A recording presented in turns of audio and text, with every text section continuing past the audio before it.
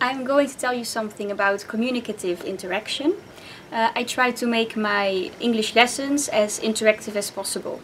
When I introduce a new theme, the pupils will hear a lot of new vocabulary, and because they get a lot of input, it's very important to use lots of hand gestures while you are talking to the pupils.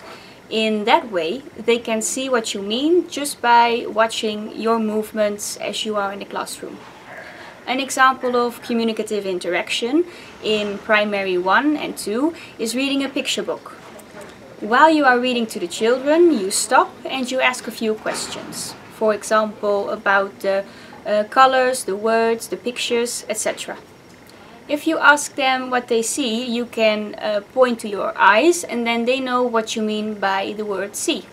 Using lots of hand gestures and certain movements are also very important in the older year groups.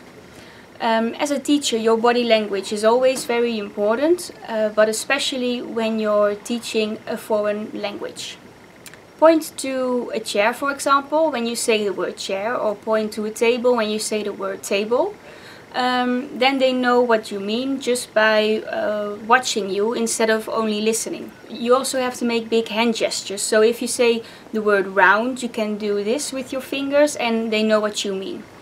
A lot of children find it a bit scary to say something in English, so in the lower groups, for example primary 1 and 2, I use a lot of choral repetition, and choral repetition means that all the children are repeating what you're saying at the same time.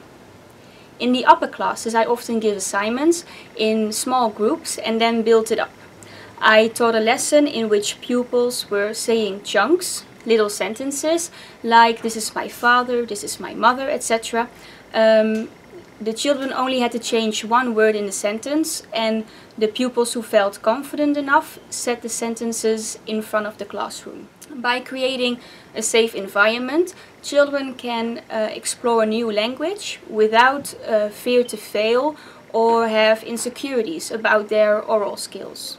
In the upper classes, it's important to practice dialogues in pairs. That will help the children with their oral skills, their social skills, and it gives them an opportunity to experience a conversation in English about a certain subject.